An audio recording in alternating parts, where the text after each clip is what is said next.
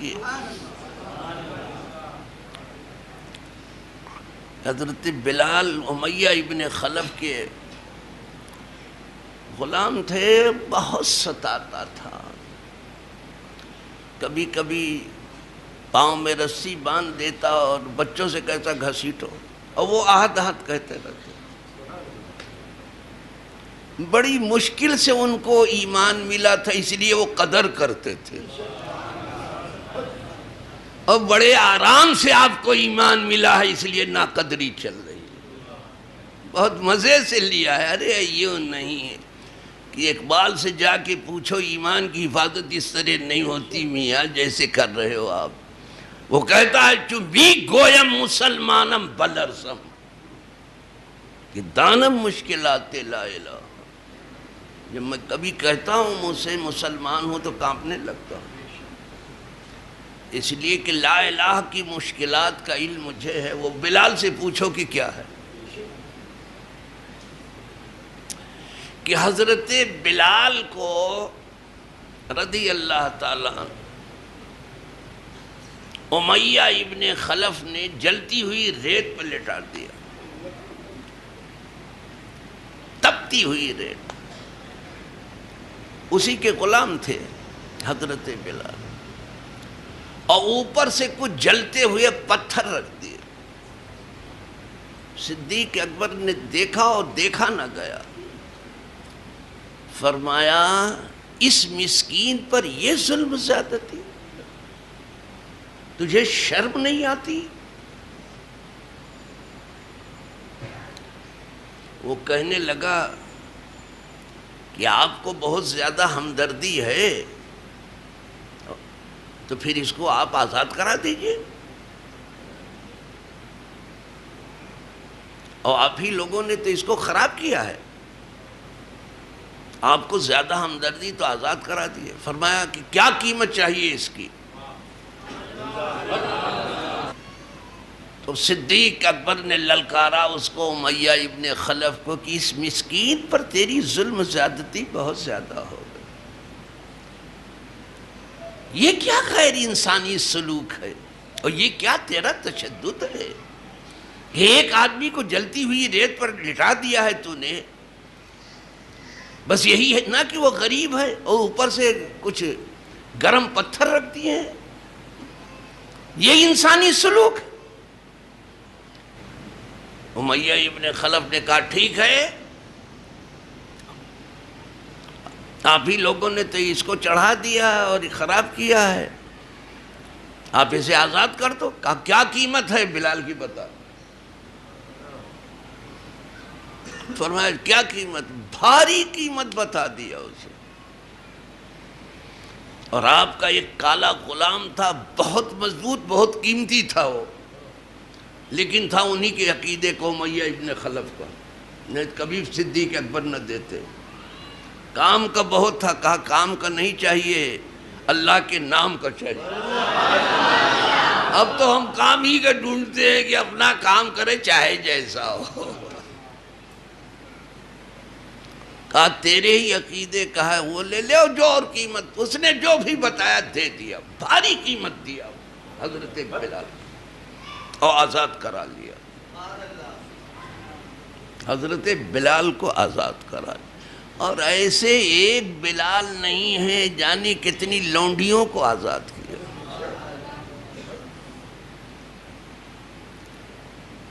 جانے کتنے غلاموں کو آزاد کیا، ایک بلال نہیں ہے، آزاد ہی کراتے رہے، اور کتنے آزادوں کو آزاد کیا۔ 4 عشرۂ مبشرہ میں سے ایسے ہیں کہ یہ مسلمان ہی ہوئے ہیں صدیق اکبر کی تحریک پر۔ جی صاحب، صدیق اکبر کی تحریک تھی، وہ مسلمان ہوئے۔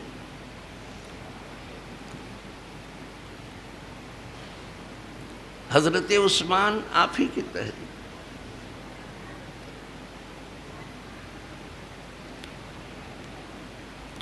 کلمہ پڑھ لیا۔ حضرت طلحہ، حضرت زبیر، عبد الرحمن ابن عوف، یہ سب عشرہ مبشرہ ہیں جن کا نام لے رہا ہوں، یہ سب صدیق اکبر کے تحریک پر مسلمان ہیں۔ جس وقت آپ تلاوت کرتے تھے گھر میں، جس وقت تلاوت کرتے تھے تو پڑوس میں رہنے والے غیر مسلم رونے لگتے تھے، اتنے درد کے ساتھ قرآن پڑھتے تھے۔ تو کہاں یہ جانے لگا کہ لگتا ہے بلال کا کوئی احسان ابو بکر پہ تھا، ایسا لگتا ہے کہ بلال کا کوئی احسان تھا ابو بکر کے اوپر جس کو انہوں نے پیمنٹ کیا۔ تو ابو بکر نے تو کوئی جواب نہیں دیا، قدرت نے جواب دیا۔ کیا شان ہے ابو بکر، قدرت نے جواب، قدرت نے جواب دیا ہے کہ ابو بکر کے اوپر کسی کا ہاتھ نہیں ہے سوائے دست رسول کے، کسی کا ہاتھ نہیں، کسی کا احسان نہیں ہے، لیتے ہی نہیں تھے کسی کا احسان، وہ حوصلہ تھا۔ اور فکر تو وہ پائی تھی، لگتا ہے کہ حضور سے جب منتقل ہوئی فکر تو ابو بکر ہی کی پاس آئی ہے، ٹھیک اسی انداز میں سوچتے تھے جس انداز میں حضور سوچتے تھے۔ یہ سوچ تھی صدیق اکبر کی، اور اسی کا نام عقیدہ ہے۔ فکری ہم آہنگی اتنی زیادہ تھی، جو کچھ حضور سوچتے تھے وہی صدیق اکبر سوچتے تھے، اس کے سوا سوچتے ہی نہیں تھے۔ اور حضور جو قدم اٹھاتے تھے وہی قدم صدیق بھی اٹھاتے تھے۔ وہ خود بھی کہتے ہیں کہ حضور نے جو بھی قدم اٹھایا ہم نے تو اٹھا لیا، الا قدم النبوہ، سوائے قدم نبوت۔ وہ نبوت والا قدم کون اٹھا سکتا ہے کہ جبریل امین نہ ساتھ دے پائیں، شان خدا نہ ساتھ دے جن کے خرام کا وہ باز، سدرا ستا زمین جسے ہلکی سی ایک اڑان ہے، وہ قدم نبوت کی بات الگ ہے۔ بقیہ جتنا قدم اٹھنا چاہیے تھا حضور کی پیروی میں سب اٹھا لیا ہم نے۔ اسی لیے ان کی شان میں یہ آیتیں اتری جو شروع میں میں نے پڑھی، وَسَيُجَنَّبُهَا الْأَتْقَى الَّذِي، اتقا کہا گیا، میں متقی کی بات نہیں کر رہا ہوں، متقی کی بات نہیں کر، اتقا کی بات کر رہا ہوں، بڑا پرہیزگار۔ کسے کہا؟ صدیق اکبر کو۔ کس نے کہا؟ خدا نے کہا۔ اپنے منہ سے تو کتنے پرہیزگار ہیں، کوئی تھکتا ہی نہیں اپنی پرہیزگاری بیان کر کے، سب کر کے تھک گئے، اپنی پرہیزگاری بیان کر کے نہیں تھکے، ایسے بڑے بڑے اور ان قریب اس سے دور رہے گا، یعنی جہنم سے، جہنم کی آگ، جہاں اشقا جائے گا نا بدبخت، یعنی امیہ ابن خلف بدبخت، ابو جہل وغیرہ یہ سب اشقا ہیں، یہ سب اشقا ہیں، یہ سب جہنم میں جائیں گے، اور یہ جہنم سے بہت دور رہے گا اتقا، اشقا کے مقابلے میں اتقا، بڑا پرہیزگار، وہ بڑا بدبخت، یہ بڑے پر جسے قدرت نے بڑا پرہیزگار کہا ہو، ہمارے جیسے گرا پڑا کچھ اس کے بارے میں کہہ پائے گا؟ بڑے پرہیزگار، اتقا کہا، اور جو بڑا اتقا ہے وہ بڑا اکرم ہے۔ اکرم نہیں سمجھے ہوں گے آپ، اس پر خدا کا کرم بہت زیادہ۔ کلام پاک میں یہ تو پڑھتے ہو، ان اکرمکم عند اللہ اتقاکم، بے شک تم میں سب سے زیادہ کرم اللہ کو اس کے اوپر ہے جو بڑا پرہیزگار ہے۔ تو صدیق اکبر بڑے پرہیزگار، اللہ کا کرم سب سے زیادہ ان کے، تو صدیق کی فضیلت پوری امت پر یہیں سے ظاہر ہو گئی. اس امت میں اتقا وہی ہیں، اکرم وہی ہیں، سب سے زیادہ کرم.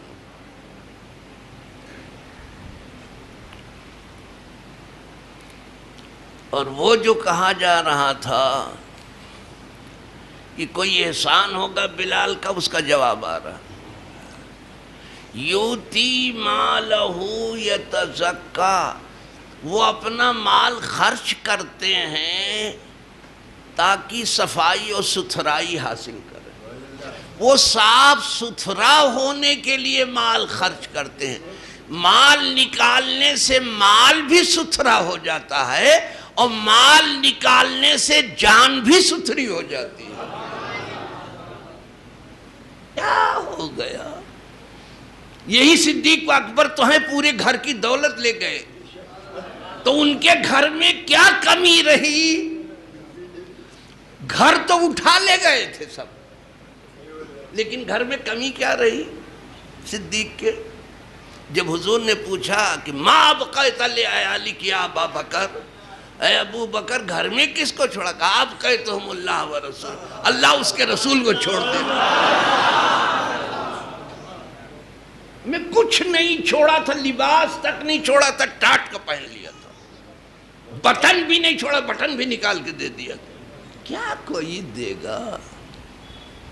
جس وصف میں دیکھو کہ صدیق ایک وصف کے نہیں کل وصف کے ہیں. بالکل مزاج بھی نبوت نے ایسا کچھ اس کو آراستہ کیا تھا، سنوارا تھا کہ بالکل حضور سے ملتا جلتا تھا. اسی لیے صلح حدیبیہ میں جب فاروق اعظم دیکھ رہے تھے کہ دبا کے صلح، تو حضور سے جو بات کی اور پھر جا کے صدیق اکبر سے کی، تو جو حضور نے کہا تو وہی صدیق اکبر نے کہا، سیم وہی بات کہی. حضور نے فرمایا لیکن عمر میں وہی کرتا ہوں جو پردہ غیب سے اشارہ ہو. وہی صدیق اکبر نے کہا کہ عمر جانے تو وہ ہمارے آپ کے کہنے سے عمل نہیں کرے، جو خدا کا حکم ہوگا وہ اس پر عمل کرے. ایک دم وہی سیم جواب. ان کی مزاج کی یکسانیت میں کیا بیان کروں. جب پہلی وحی آئی تھی حضور پر تو سیدہ خدیجہ نے جو آپ کو تسلی دی تھی کیا ہے، آج پڑھ لیجئے بخاری و مسلم میں جا کر کے، حدیث کی کتابوں میں، تاریخ کی کتابوں میں، سیر کی کتابوں میں پڑھیے، کیا بہتر تسلی دی. اِنَّكَ لَتَصِلُ الرَّحْمَةَ، آپ رشتے کو جوڑتے. یہاں سے شروع کی تھی تسلی کہ آپ رشتے کو جوڑتے ہیں اے حضور، اور آپ کو میں دیکھتی ہوں کہ دوسروں کا بوجھ آپ اٹھاتے ہیں. تحمل الکلہ و تقری الضیف، اور مہمان نوازی آپ کرتے ہیں، اور جن پر بلائیں ٹوٹ پڑتی ہیں ان کی دستگیری کرتے ہیں. وہ تکسب المعدوم، اور جو لوگ محروم المعیشت ہیں ان کو کمواتے ہیں آپ. یہی سب وصف بیان کیا انہوں نے. کیا کہنا سیدہ خدیجہ کا. صدیق اکبر کو ایک مرتبہ بڑا ملال ہوا تھا لوگوں سے، حضور کو تکلیف پہنچا رہے تھے، پھر آپ پہنچ گئے تو آپ کو بھی تکلیف پہنچائی. تو آپ نے ارادہ کیا تھا ہجرت کا، یہاں سے چلا ہی جانا چاہیے مکے سے، اور نکل بھی پڑے گھر سے. راستے میں ابن الدغنہ ملا، یہ غیر مسلم تھا، اسلام اس نے قبول. کہا ابو بکر کدھر چلے؟ کہا نہیں، اب تم لوگوں کی اذیت بہت زیادہ ہو گئی ہے، اللہ کے رسول کو تم لوگ تکلیف پہنچاتے ہو، مجھے بھی تکلیف پہنچا رہے ہو، بہت زیادہ بڑھ گئی ہے تمہاری تکلیف، اب سوچتا ہوں میں یہاں سے چلا جاؤں. تو اس نے کہا نہیں، آپ جیسے کو یہاں سے نہیں جانا چاہیے، اور آپ جیسے کو اس قوم کو نہیں نکالنا چاہیے. اس نے کہا غیر مسلم اب کہہ رہا ہے دشمن بھی گواہی دے تو وہ فضیلت ہے. والفضل ما شہدت بھی. اپنے منہ میاں مٹھو بننا تو بہت آسان ہے. ایسے میاں مٹھو تو دیکھو کتنے ہیں یہاں.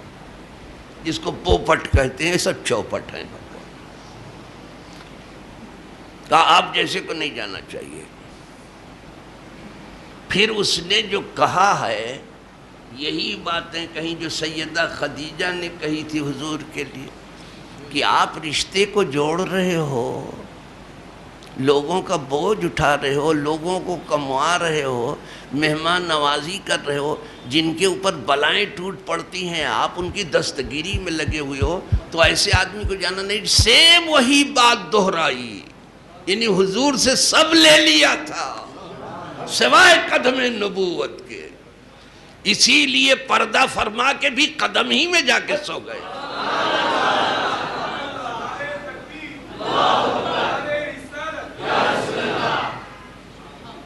پردہ فرما کر کے بھی سب لے لیا تھا. وہی ابن الدغنہ نے کہا چلو بات پوری کر دوں کہ لوگ کہتے تھے کہ کوئی بلال کا احسان رہا ہوگا، آج اتار دیا صدیق اکبر نے وہ احسان. کلام پاک میں ہے کہ وَسَيُجَنَّبُهَا الْأَتْقَى الَّذِي يُؤْتِي مَالَهُ يَتَزَكَّىٰ. وہ اپنا مال اس لیے خرچ کرتے ہیں کہ ستھرے ہو جاؤں. وَمَا اب جواب آ رہا ہے وَمَا لِأَحَدٍ عِندَهُ مِن نِعْمَةٍ تُجْزَىٰ. کسی ایک کا، صرف بلال کا نہیں، کسی کا بھی صدیق پر کوئی احسان نہیں آ رہا. ایسا اللہ نے نوازا تھا اور ایسے حضور کے قدموں کی برکت ملی تھی. ارے برکت ایسی ملی تھی حضور کے قدموں کی کہ حضور خود فرماتے ہیں کہ ہم پر جس نے بھی جو کیا تھا ہم نے سب چکا دیا. یہی سوائے ابو بکر کے اس کو اللہ چکائے گا. جی صاحب یہ کرم ہے حضور کا. یہ وہ اس کو اللہ چکائے گا. حضور صدیق اکبر کے مال میں ایسے تصرف کرتے تھے جیسے صدیق اکبر جو چاہتے تھے خرچ کر ڈالتے تھے. اسی کو اقبال کہتا آمن الناس بر مولائے ماں کلیم اول سینائے ماں. یہ اقبال کہہ رہا ہے. وہ بہت احسان کرنے والے، من کہتے ہیں احسان کو، امن بہت احسان کرنے والے، لوگوں پر بہت احسان کرنے والے. اور انہوں نے حضور صلی اللہ علیہ وسلم کی ایسی خدمت کی کہ ہمارے سینہ میں وہی پہلے کلیم ہے. کلام کا شرف بھی خوب حاصل ہوا انہیں. کلیم اول سینہ ماں، ہمارے سینہ میں وہی کلیم اول ہے. کلیم اول حضور سے کلام کرنے والے سب کو حضور فرماتے جس کو ہم نے ایمان پیش کیا جب اس نے تھوڑا سا تو تأمل ضرور کیا سوائے ابو بکر کے. جیسے پیش کیا اسی وقت کہا ہے ہاں سچ ہے یا رسول اللہ، کلمہ پڑھا. ذرا بھی دیر نہیں. خدا جانے کیا رکھا گیا تھا سینے صدیق اکبر. فرمایا وَمَا لِأَحَدٍ عِندَهُ مِن نِعْمَةٍ تُجْزَىٰ. کسی کی کوئی نعمت اس کے پاس نہیں ہے، کسی کا کوئی احسان نہیں کہ اس کو ادا کیا جائے. إِلَّا ابْتِغَاءَ وَجْهِ رَبِّهِ الْأَعْلَىٰ. ابو بکر تو جو کچھ خرچ کر رہے ہیں صرف رضائے الہی کے لیے کر رہے ہیں. وجہ ربہ العالی، اپنے اعلیٰ رب کے لیے کر رہے ہیں. تو اس اعلیٰ رب نے ابو بکر کو ایسا اعلیٰ بنا دیا کہ آج ہر خطیب اونچی جگہ پہ چڑھ کے کہتا ہے کہ پوری انسانیت میں انبیاء و رسول کے بعد سب سے بڑا مرتبہ صدیق اکبر. اعلیٰ مقام پر اور اعلیٰ آواز میں بلند آواز. ہر خطیب پوری دنیا کا بعد الانبیاء بالتحقیق. امیر المومنین ابی بکر، جب رب اعلیٰ کی خدمت کیا تو اعلیٰ نے اعلیٰ بنا دیا. کہا یہ تو دنیا میں ہم نے کیا ہے، اے صدیق وَلَسَوْفَ يَرْضَىٰ، قریب آؤ گے تو ہماری رضا دیکھنا کیسے ہے، تم کو راضی کریں گے.